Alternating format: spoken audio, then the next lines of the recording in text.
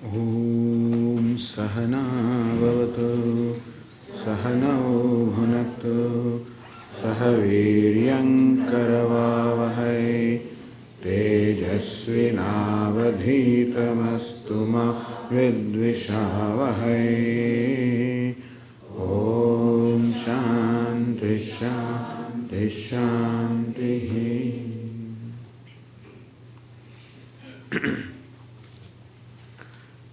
Towards the end of the morning class, we mentioned a chariot, which is the description given in Kathopanishad, where our body-mind-sense complex is compared to a chariot. Shariram rasamevatu, it says that this body can be compared to a chariot. Indriyani hayanahu, the sense organs of perception are comparable to the horses.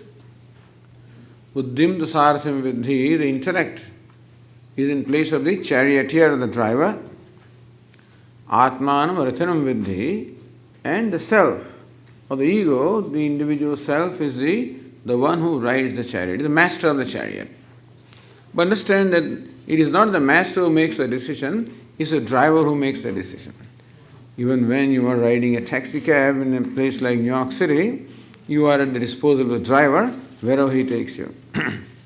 And so the most important element in this chariot is the driver, the charioteer. Because the charioteer has to keep the horses under control, for which he has been given a rein. What's rein? The mind is in the place of the rein. The intellect is in the place of the charioteer, the driver. This chariot is given to us for what purpose? As I said, the Upanishad looks upon our life as a journey, because each one of us is born with a certain goal, with a certain objective. It is not that human being is born for no reason, that is a very important reason. And that is to fulfill our agenda of gaining freedom or happiness. What kind of happiness?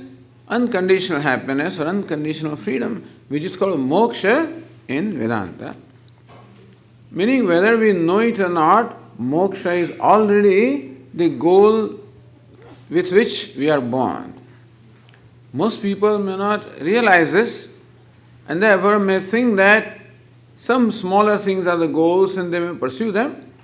But the people who are informed, who have viveka, the discrimination, know that moksha is our goal. That happiness is our goal, freedom is our goal. And secondly, that the happiness or freedom is already my nature. Vedanta says praptasya praptihi, attainment of what is already attained. So our life is meant for attainment of what is already attained. This is very important. And so ideally we do not have to attain anything other than ourselves. What we are seeking is our own self. So this journey of the chariot is not from one place to other place or one time to other time, but then it is from ignorance to knowledge or from aviveka, non-discrimination, to viveka, discrimination. It is journey to our own self. It is a journey of respecting myself, a journey of accepting myself. Thus there are two ways of living. As we said in the morning, either I constantly disrespect myself, reject myself by always seeking this happiness from outside of me, or I respect myself, honor myself by giving myself this credit that what I am seeking is myself, and so then my life becomes a process of bringing to manifestation what already I am. Meaning that happiness is not something to be created. Happiness, as we say, is already there. We just have to bring it to manifestation. Like the sun, which is covered by the cloud, so also happiness, which is our nature, is covered by the cloud of these likes and dislikes. And therefore, our life should become a process of getting rid of likes and dislikes. That process is called yoga. So this chariot, Kathopanishad, there is a very beautiful description of this. Kathopanishad says that human being has a choice and constantly he or she has to make a choice between these two paths. Now chariot is given to us, there is nothing we can do about it. Body is given to us, sense organs are given to us, mind is given to us, intellect is given to us, and the world is given to us. This is given to us. In short, there is very little thing that we can change, but where we have the freedom is in making the choices. We have the free will in making the choices. That's about all the freedom we have in making choices, which is a very important freedom. Not a lot of freedom. So people often wonder whether do we have really any free will? Do we really have any choice? Because everything seems to be determined for me. Swami, I have no control over the situation, I have no control over the work I have to do, I have no control over anything. In fact, I have no control even on my decision. I am required to do a given thing. Where is the choice? The choice is at least in our attitude, the attitude with which we do things. There definitely the choice is, and that choice is adequate to help us achieve the goal of our life. Just as while you are driving your vehicle on the road, you have very limited choice. You have the steering wheel and whatever freedom you have, a limited freedom you have, and you have to conduct your vehicle within the framework of the laws. You don't have choice. At least in the United States you don't have choice because the patrolmen are always waiting. From nowhere they show up, they appear. Here there is a strong law and order infrastructure. And that's why people are always, one of the reasons why the people are disciplined here is because there is not much choice. Because right away there is a punishment. I mean, the moment you waver from the law, there is always somebody watching you. But anyway, in short, in driving in the roads, we have some choice as to what speed to drive, what road to take, etc. And that freedom, and that limited freedom is enough to help us reach our destination as we always do. And so also in life, we have a limited freedom. The human being is given the free will, a limited freedom. Sometimes compared to the freedom that a calf has, a calf that is tied to a post, and that calf has only freedom which is allowed by the length of the rope, that's all, nothing more than that. And that limited freedom we have. And with that we have to make the appropriate choices. So Upanishad says, two choices, in every situation, two choices present themselves before the human being. Shreyascha, preyascha, manushyametah. Tau samparitya vivinakti dhiraha. These two things are called Shreyas and Preyas. Shreyas is the path of good. Preyas is the path of the pleasant. In the morning we said there is one path of the short-term pain and long-term gain, Shreyas. Other is the path of short-term gain and long-term pain, Preyas. Shreyas and Preyas. The path of the good, the path of the pleasant.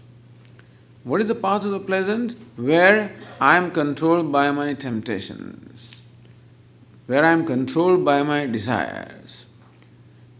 See, desire is, as Pujya Swamiji says, is a great privilege to have.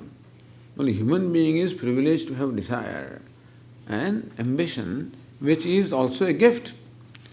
But anything such as desire becomes a blessing, provided I manage the desire. Not if desire manages me. See, if I manage the desire, then desire is a privilege. If I am managed by the desire, it is a tragedy. And that is what is called viveka. Viveka or discrimination is that I manage the desire and not that I am managed by the desire. When do I get managed by the desire? Whenever I fall for my temptations. As this morning during the lunch, then there are so many things, including at the end. What you had? You had the gulab jamun, so very tempting. Now, They are very kind always to present that before me. And always test my resolve. What does the Swami do? Whether he eats them? I said, in public, I always keep myself under control. What I do in my room is a different matter. Nobody knows that. If you have a closed circuit camera about which I do not know, then of course you will know what it is. But these things always test my resolve because it is something that I love. And the immediate instinct is to put one in the mouth, But then, so either that, in which case it is this gulab jamu that controls me because I cannot keep control over myself. It is so tempting. Swami, that is my weakness. What is my weakness, Swami? This gulab jamu is my weakness. Ice cream is my weakness. This is my weakness. This is what people say. I guess by saying that they seem to justify their their behavior. Weakness means I cannot control myself, meaning that I am controlled by something else. So also, if the driver, the charioteer, the intellect is controlled by something else, then our chariot will be determined, the destination or the direction the chariot will go will be determined not by us, but by that which controls. So two things can control our life. They look very similar. One is called kama or desire, other is called Rama, these are the or Kama and Krishna. Just for your information, this Kamadev, Kama is god of passion. And you know the story how Indra, the king of gods, sent this Kama with his retinue to tempt Lord Shiva to disturb him from his samadhi. Because they wanted that Lord Shiva should wake up from his samadhi, should come under the spell of this Kama, so he would get married to Parvati, who is performing the tapas, so that they have a son who will kill their enemy. See, this is a long scheme, so this, keeping all of this in mind, Devatas. So Indra had this desire, that's all he was interested in, because there was this demon Tarakasura who was invincible. And so Brahmaji said that only son of Shiva and Parvati, he alone can kill this. So they wanted the son. That can happen only if Lord Shiva gets married to Parvati. And that can happen, the Parvati is already performing penance. But if Lord Shiva opens his eyes, not only opens his eyes, but then also has desire to get married. So how to do this? That is why this Kamadeva is sent, to disturb Lord Shiva. And as you know very well, Lord Shiva got angry, opened his third eye, Kamadeva is burnt to ashes. So Kamadeva's consort, wife, her name is Rati. She was weeping, she prayed to Lord Shiva, what am I going to do now? My husband is gone. He says, do not worry, he'll be born again. And again you will get him. So where will he be born? He'll be born as the son of Lord Krishna. Pradyumna, that's the son of Lord Krishna, is supposed to be incarnation of Kama. You know why I am mentioning? He looked very much like Lord Krishna. So it is difficult to distinguish between Krishna and Kama because they look alike. So you require really a discrimination to distinguish between them. Like another story that I remember is that of Damayanti. See, Damayanti, Nala and Damayanti, this story is well known. This Damayanti was to be married, and for that her father held what they call Swayamvara. Swayamvara means when you choose yourself. So look at the dignity that women had, by the way. They chose. All these princes came from the whole country, from all worlds, and she would choose. She had already made her choice. She wanted to get married to Nala, so it was very clear. Except that the Devatas also were interested in her. Indra and Agni and these Devatas also were interested in her, in marrying Damayanti. So now what to do? They knew that she had already made choice for Nala. So how to confuse her? So all these Devatas, I think there are 4 of them, all of them also came to this Swayamvara in the guise of Nala. So now we have 5 Nala. Now Damayanti comes with her mala, which now she has to offer to Nala. And she always has a friend, either accompanying her. That friend is always very intelligent, very smart, and she advises also. So Damayanti says, now what am I going to do? There is 5 nala. Which one do I offer the mala? I don't see there is difference between them. So then the friend says, look, there is one difference. That devatas never wink and human beings wink. So see which one of the 5 winks. That is it. That's how she offered mala to Nala. That's the only difference between Kama and Rama. What I'm saying is that in the life between Shreyas and Preyas, there may not be a great difference. They come in the same guise. So desires also, temptations also come in such a way as our mind always justifies. Oh, come on now, I don't eat this so frequent. Once in a while it's all right. So that's how my mind justifies. Next day something else comes, kheer comes, Oh, but this is always once in a while. So then, being managed by the temptations, being managed by the desires, is not the right way to live, managing the desires. I make a choice whether to fulfill this desire or not, this much. That is what the charioteer, the intellect, is required to do. When the intellect does it, that is called viveka or discrimination.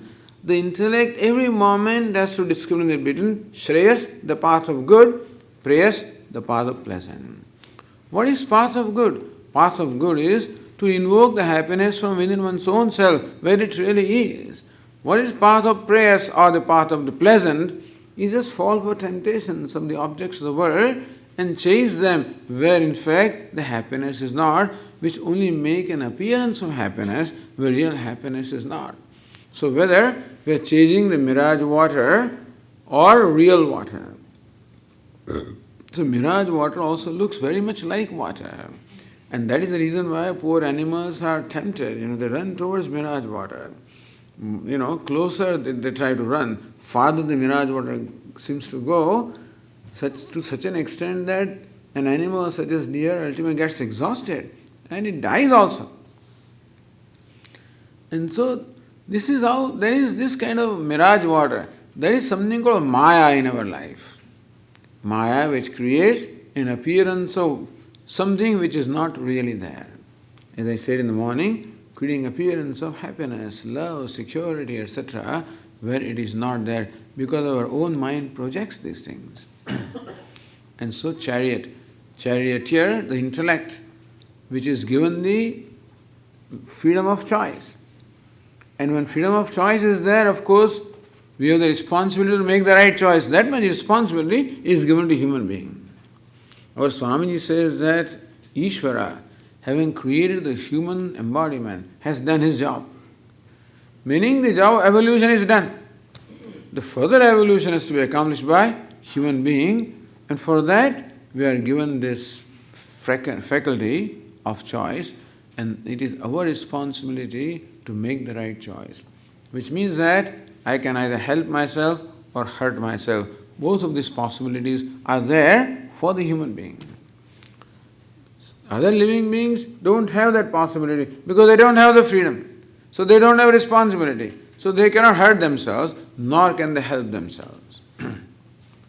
So perhaps in the evening satsang a question can be asked, Swamiji, so what's the use of this freedom, free will? Is it really a liability or is it an asset or a liability? It can be both. And so we have a responsibility to make the right choices. For that also the guidelines are given to us. That is why the scriptures are given to us, the Vedas are given to us, the Dharma Shastra is given to us. So we are told, Vedanta is given to us, which teaches that you are what you are seeking to be. This is one sutra you can remember.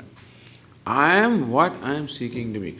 Praptasya praptahi. My life is meant for attaining what is already attained. The freedom and happiness is already attained. I just have to bring it to manifestation. It is not to be created, has to be brought to manifestation. Just remove the clouds. Make the choice of Shreyas, the path of good, which is the path of dharma. So therefore our temptations generally are temptations force us or compel us to deviate from the path of righteousness. But Swamiji, if you eat this gulab jamun, what is adharma in that? It is adharma. For me, when doctors told me that there is enough sugar within you, and so any more sugar is poison for you, then it becomes adharma because I am damaging my body, I am damaging my health, and to take care of that is my responsibility. Just to give an example, not that I have diabetes by the way, but so people stop giving me sweets when they hear this in the class. But I just place myself as an example, that's all. Sometimes people wonder, Swami is doing all this kind of thing. No, I don't do that. But the best thing is always to put yourself, place yourself as an example. So everybody feels free. So you are off the hook. When I put myself on the hook, you are off the hook. So you can listen to it freely, objectively, and appreciate and laugh at it, Although it may be laughing at our own self, but it's easier to laugh at somebody else. And so that's the whole idea. Sometimes I am in the party also, but you will never know when I am the party, when I am not also.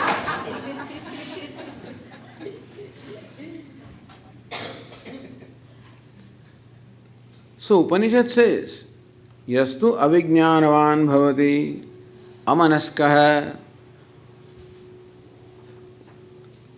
One who is avijnanavan, meaning that one who does not exercise viveka or discrimination, does not make the right choice and makes the wrong choice.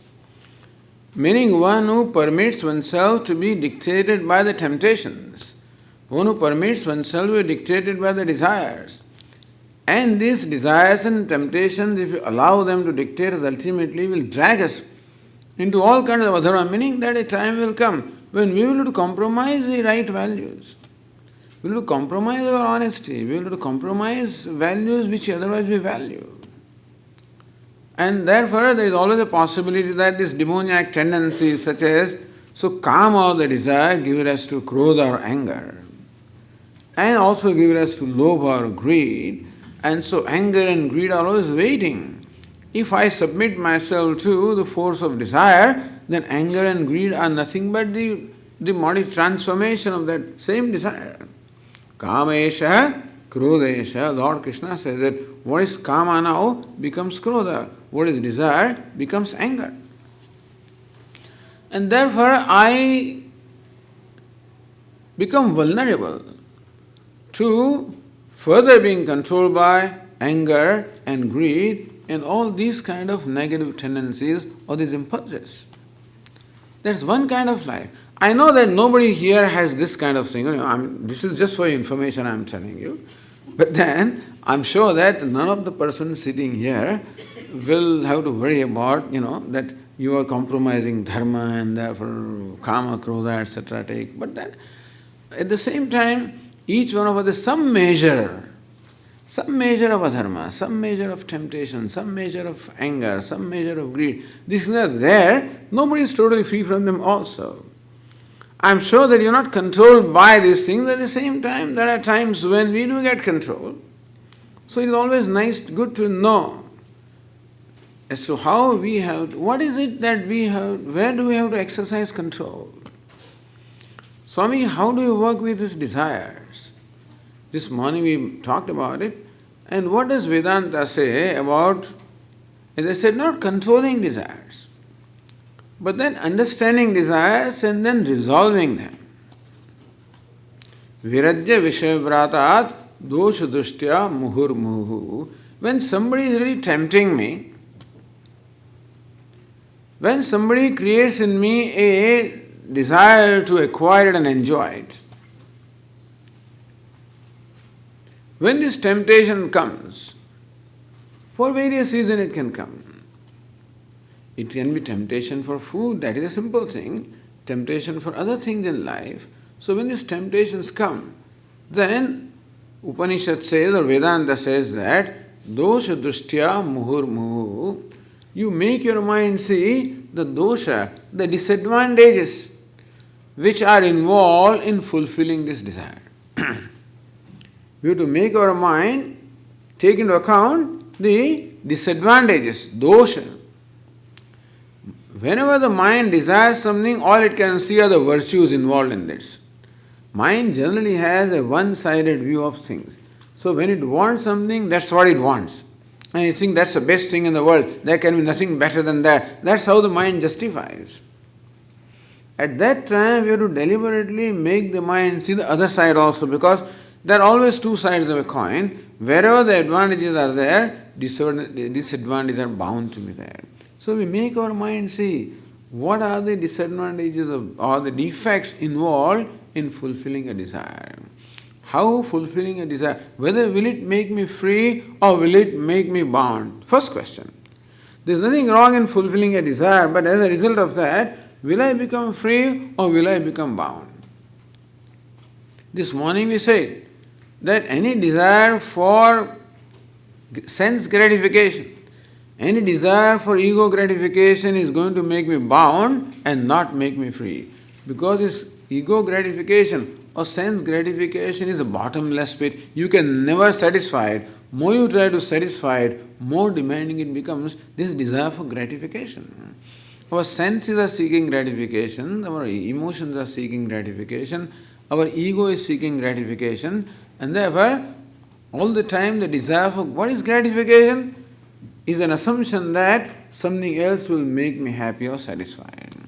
The basic assumption is wrong, and therefore desire for gratification is never going to be satisfied. If that is what the mind wants, then I make the mind see the disadvantages of fulfilling the desire, because that desire only will come back to me only with stronger the force.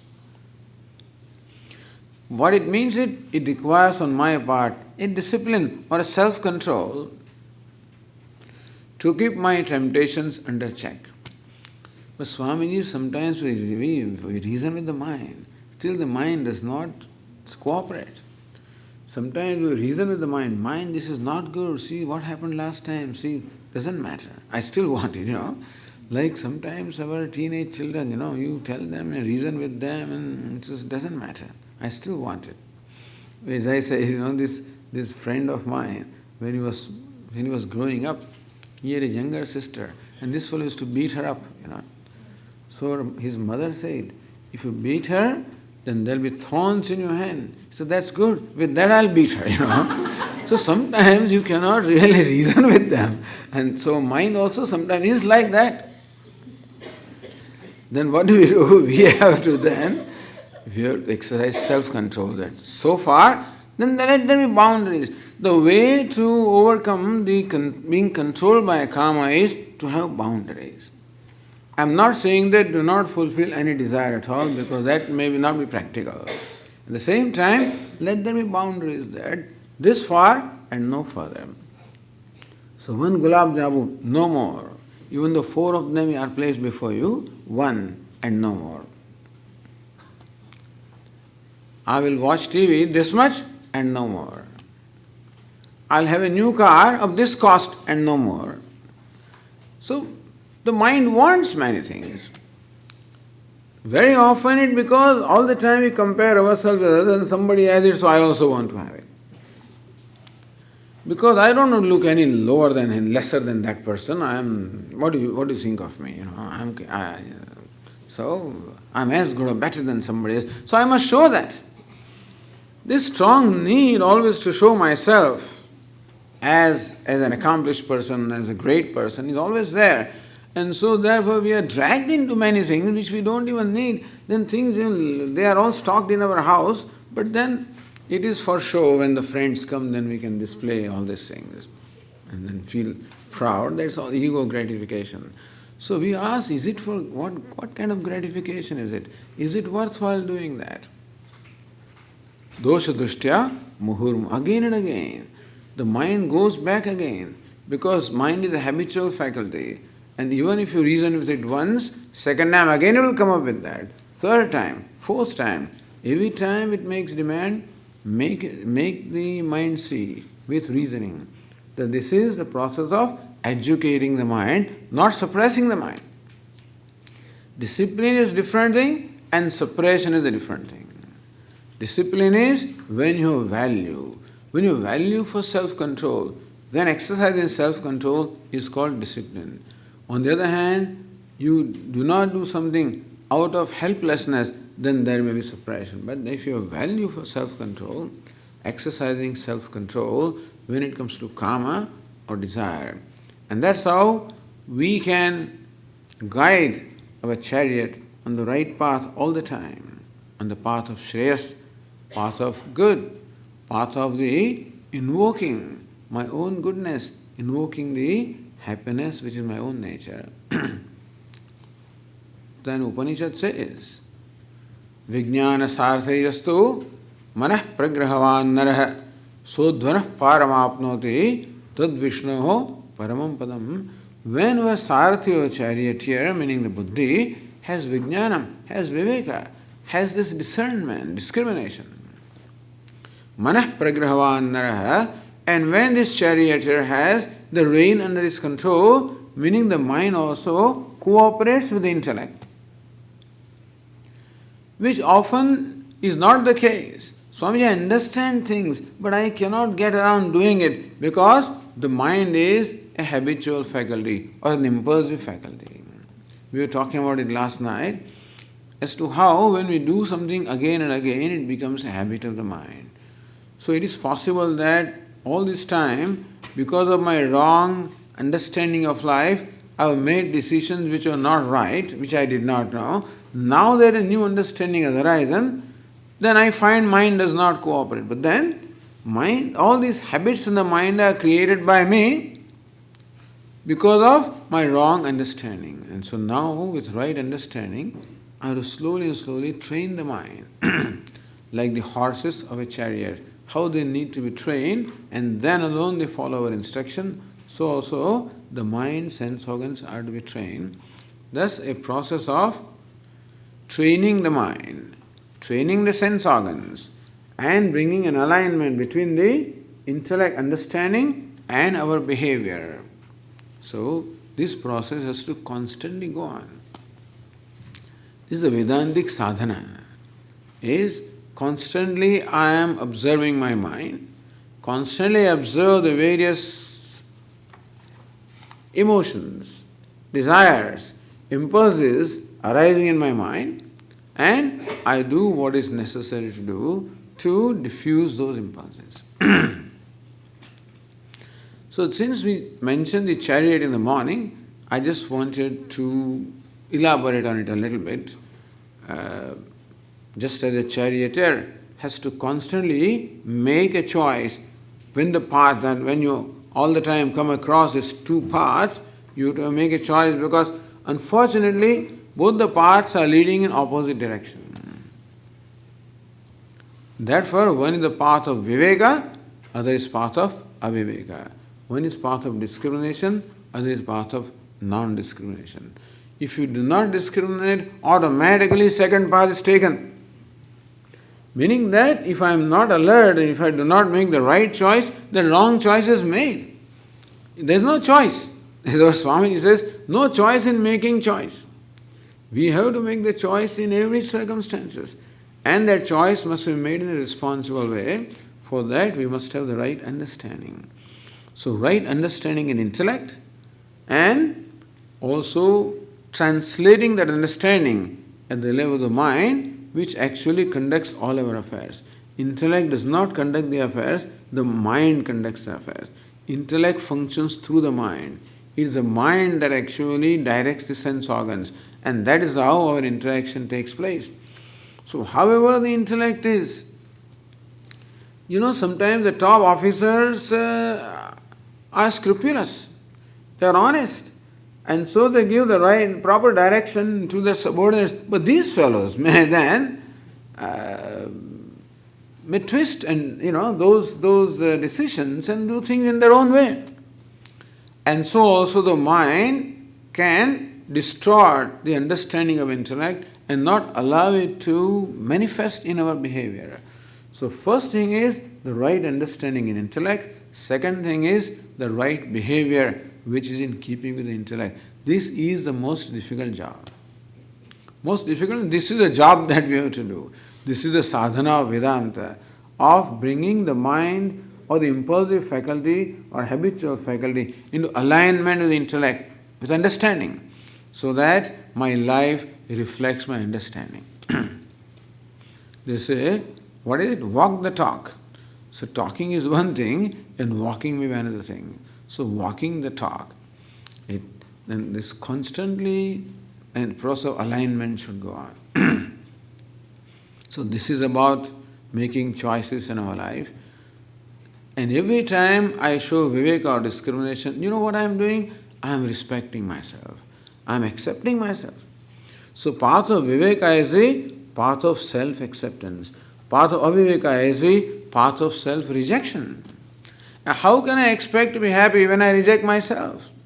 In order for me to be happy, there must be peace within myself.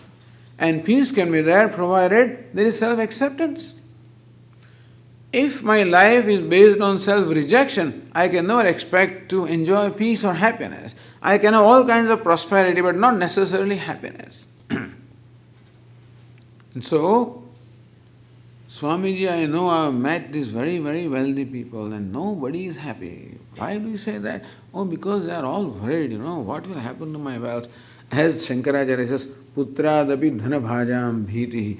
If you not exercise the discrimination, if our wealth and prosperity, etc., do not come the right way, if they come by, as many people do, come by using their skills, manipulating other people, using their, exploiting their vulnerabilities, and therefore acquiring things the wrong way, don't think that merely by acquiring things that we become happy, because happiness has to come from within myself, and every time I compromise or violate the value, I become violated. It is a source of conflict. It is a source of conflict in my mind. I cannot enjoy peace of mind. Shankaracharya says, Putradapi dhanabhajam bhitihi.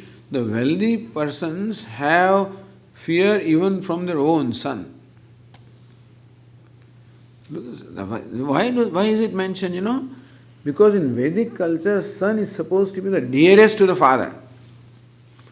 Atmave putranamasi, the father thinks that I am born in the form of my son. So the father loves the son as much as he loves himself. That is how it is said. And the same father, when he starts suspecting or doubting his own son, you can imagine what a degeneration has taken place. It is not money that does the degeneration, it is the wrong attitudes. It is this greed. It is therefore dishonesty that the greed brings about. This is what creates this problem in the mind. Money does not do that. Money which comes on the right way is a blessing. Anything, whether it's money or power or prestige, which come on the honest way, the right way, is a great blessing. When they come the wrong way, they can themselves become a big curse also. And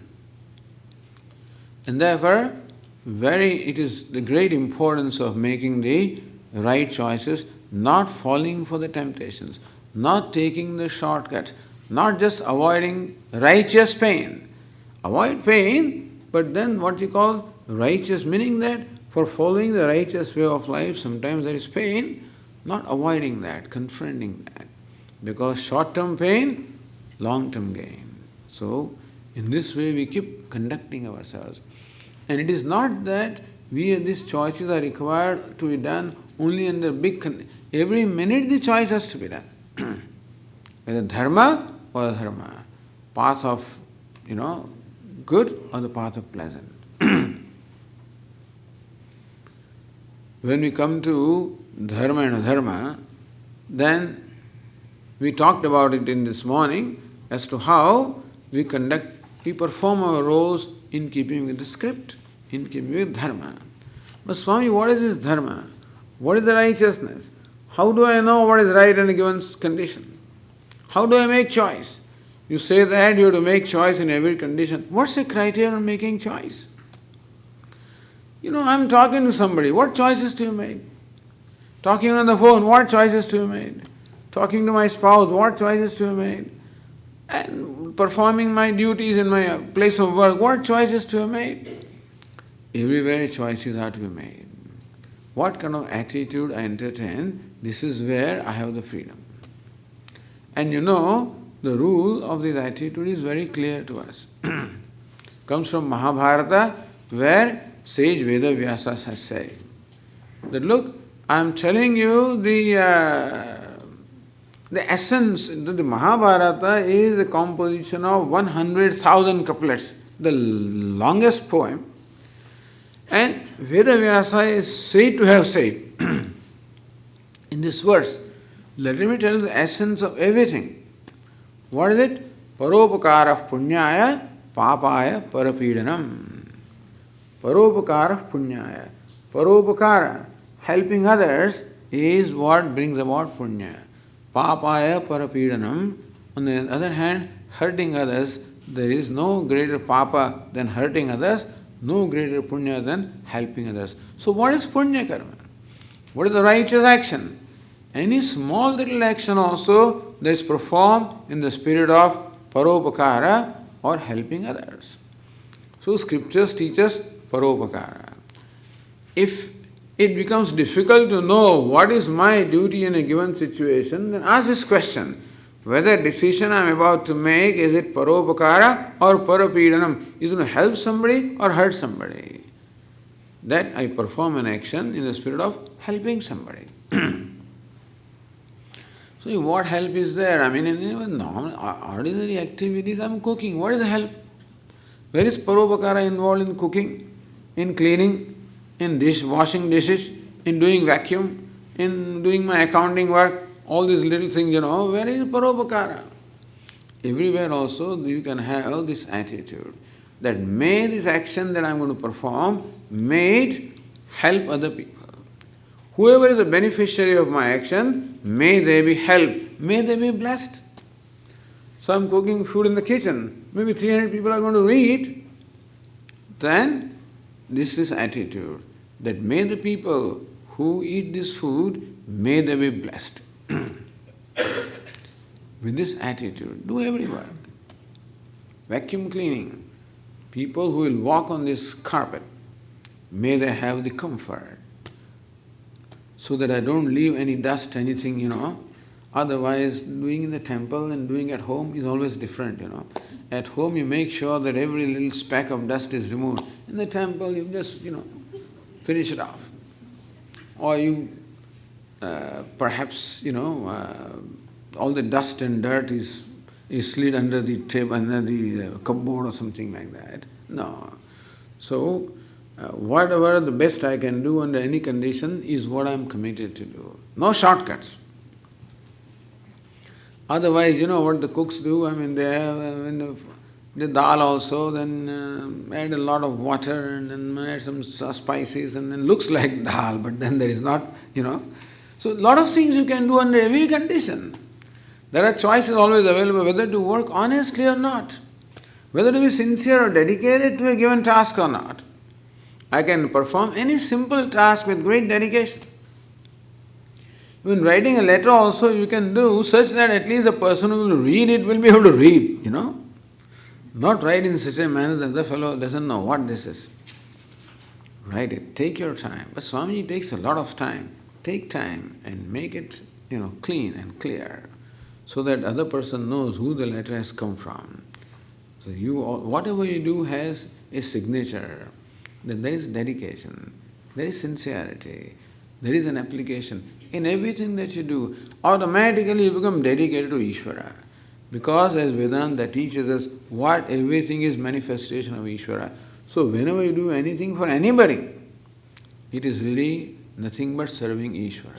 And therefore, wherever you get an opportunity, one word, paropakara, meaning that helping others, serving others, reaching out to others. This is the spirit of dharma. This spirit also of duty. Because what is meant by duty? As Swamiji says, my duty to you, my duty becomes your privilege. And your duty becomes my privilege. But when I perform the duty, it is your privilege. Performing duty requires that your needs are more important than my needs. Meaning that while I am performing duty towards you, I should be willing to set aside my needs and my comfort and my conveniences, my likes and dislikes to satisfy your need, your comfort, your likes and dislikes. This is what is involved in duty. This is paropakara. What is paropakara? Making other person happy. As Swamiji says, with husband and wife, what is the duty? Simple answer. Duty of husband is to make the wife happy. Duty of wife is to make husband happy. Give them this, let them work out for the whole life. One life is not enough to work out this thing, but anyway. To make somebody happy is not a joke, it's not easy. But if you are sincere, then you can do that. If you are committed to making your spouse happy, it should be two-way street, by the way. It can't be one-way street, otherwise it's a difficult thing. One person keeps on trying to make the other one happy, another one says it's very convenient, and so you enjoy the benefits without returning the favor. No, that doesn't work. Don't do that. Then you will feel exploited and you will feel hurt, and then that's not healthy. You do best you can do, but if you feel, Swami, how long should we do that? Until you feel that, when you feel you are being exploited, when you feel hurt in doing that, that is when the boundary comes. Do for somebody and the doing that is going to involve some discomfort and pain. Do it to the extent that you can put up with that pain without being too much hurt. Some hurt is there without being too much hurt. Do that. But paropakara is a sutra, because the whole universe works on paropakara. Ishvara has created the universe and has put this whole order. What Swami says, there is an order in the universe. What's the nature of the order? It is paropakara. Every element of the universe always seems to be contributing to the rest of the universe. Seems to be helping, always offering itself. So paropakara, self-offering, is the order, is really the tune, the music, the rhythm of the whole universe. Where the fruits only trees give the fruits also for others. The rivers flow again for others. The sun shines for others. The cows give milk for others. In short, every element of nature does what it does for others without expecting any kind of a return. That's a very difficult thing to do, but then this is basically the order. This is what determines what is punya karma, what is righteous action. A righteous action is an action performed in the spirit of paropakara or helping others. Whatever Swamiji says, in the spirit of contribution rather than the spirit of consumption. So thus every moment these two paths are there.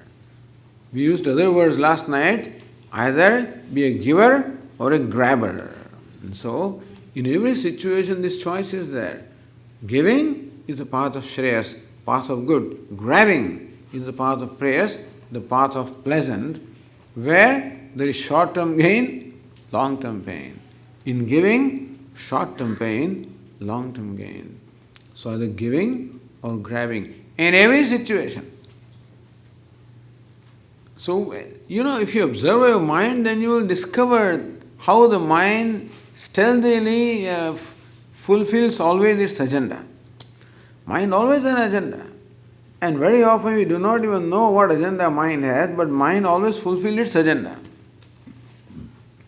Therefore, the alertness is required to understand our own mind and what hidden agenda is there. Outwardly, you're all smiling and doing things, that's outward thing. What's the hidden agenda? That is important. What the intentions are? Intentions are very important. Sometimes a question is asked, Swamiji, is intention important or action important? Action is important, no doubt, but intention is equally important, sometimes even more important. It is not the great action that I perform, but with what intention that I perform is very important.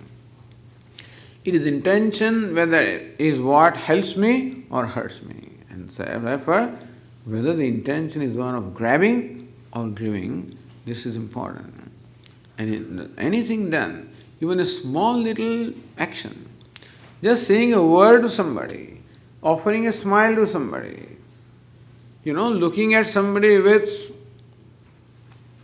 with affection. Even these little things also, as long as these things are done with the intention of giving. Upakara. Don't think that when we use the word upakara, don't think that you are obliging other people. Swamiji, this upakara means what? I'm obliging everybody? No. By the spirit of upakara or helping, I'm obliging myself. That also we should be very clear. That by being good persons, we only oblige ourselves and nobody else. And so, otherwise, Swamiji, will it not bring pride in me that I'm helping everybody? This is what so it can bring. If it is not done intelligently, it can bring. But no. In fact, being a good person should always bring humility. Because this, you see, we are slowly transforming the mind from rajas, tamas to sattva in that process. This is a journey of the chariot, journeying towards our own self. It's, as I said, a life of respecting myself, accepting myself. So how do I accept myself? By accepting others. That's the way to accept myself. How do I get happiness? By making other people happy. Then that's a way of gaining the sattvic happiness. That's what Lord Krishna teaches in the Bhagavad Gita. Lord Krishna uses the word yajna in Bhagavad Gita. Our Swami used the word contribution, or self-offering, a spirit of paropakara, self-offering, contribution, reaching out, helping, whatever, offering myself. This is the spirit called yajna, and that whenever I display that spirit, it appears as though I am doing something for somebody, but in fact I am doing something for myself. Because every small action performed in the spirit is an action of self-acceptance. So here the topic is accepting oneself. So how do I accept myself? Right now, because of ignorance, there is a constant self-non-acceptance or self-rejection going on. I have to reverse that trend. And whatever trend I have is born of ignorance. That's where I have to replace it with knowledge, with viveka, with understanding. So, what is called punya? Because even if you perform righteous action, if the righteous action is with an agenda of ego gratification or self-gratification, then that righteous action really is not a spiritually helping action. Some people are very religious. They do a lot of charitable work, they do a lot of pujas, they do a lot of homa, yajna, etc. But then what is the intention behind doing these things? So these actions are very good. As far as the form of action is concerned, it's very good. What is the intention? Lord Krishna says in the Gita, Traividyamam somapaha putapapaha yajna irištva swargatim prarthayante. Lord Krishna says there are many righteous people. They perform a lot of yajnas and very elaborate yajnas. But then, while performing yajna, what is the prayer in their mind? What's the desire? They want swarga. They want the sense gratification. They want the pleasure in heavens. They want pleasure here and hereafter. For that they are performing these religious actions. So a religious person need not necessarily be a spiritual person.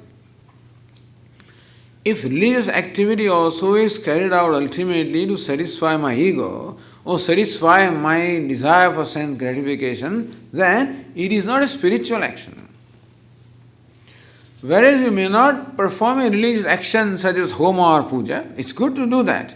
But even if you just do the day-to-day activities, again with the spirit of offering, I do not want anything, any material benefit out of this. I just want only the self. I just want antahakana shuddhi. I want purification of mind. I want knowledge. This is what I want. So while doing anything, you can always remind yourself, I'm doing this for my inner purification. I'm doing this so that I gain a comfort or acceptance of myself. I'm doing this because I ultimately want the knowledge. I'm doing this because I want devotion, I want shraddha, bhakti, etc. So if that is the intention, that it becomes a spiritual action. Otherwise, so sometimes they ask a question. So what's the difference between a religious person and a spiritual person? A spiritual person is a person who entertains the attitude of paropakara, of giving, of contribution, of reaching out. That is a spiritual person, because what does he get out of that? Self-growth or self-acceptance. So a religious person can be a spiritual person, and should be. Actually, we should have both. We should have in our life both spirituality as well as religiosity, meaning we should be religious persons. So Swami, what is religion? What does religion do to us? Religion provides us a way of worshipping Ishvara. So every religious tradition gives its own framework or its own form of worshipping Ishvara. So a religious person is the one whose life displays a worship of Ishvara. So that should be there. At the same time, what is the spiritual aspect of that? That worship of Ishvara is done for the sake of Ishvara and not for the sake of ego. Meaning that it is not for ego gratification or fulfilling some other personal desire that I do. On the other hand, it is there as an offering to Ishvara. So spiritual person is one whose life is dedicated to paropakara or offering. We are both. We are partly spiritual and partly material. Because there is in us also very often a strong desire for ego gratification is there. There is desire also of sense gratification, temptations, etc. are there. These things are there in us. At the same time, we also have these divine tendencies of helping. That also we have. So in as much as both the tendencies are there in us, it is for us to make sure that our positive or divine tendencies always control, and we do not submit ourselves to the control of these demoniac tendencies of selfishness, of ego gratification, of narrow-mindedness, self-centeredness. That is also a very habitual tendency. And slowly, what is the pratipaksha bhavana? What's the opposite bhavana of self-centeredness? This paropakara. It becomes the pratipaksha bhavana. So every time the mind comes up with a desire to grab, replace that by a desire to give, or try that. And so this is how we can slowly transform ourselves into a person who is self-accepting, who respects the self, who honors the self. And that is how progressively cultivates or creates a comfort with the self, a peace within my own self. So that's a life of peace and happiness. Other is a life of conflict and unhappiness. These choices are there with us, and we exercise the right choice so that we lead our chariot on the right path, so that it becomes a journey of reaching our goal. Okay, we will conclude here. Om Purnamada Purnamidam Purnat Purnamudachyate Purnasya Purnamadaya Purnameva Vashishyate. Om Shanti Shanti Shanti. Hari Om. Shri Gurubhyo Namaha. Hari Om.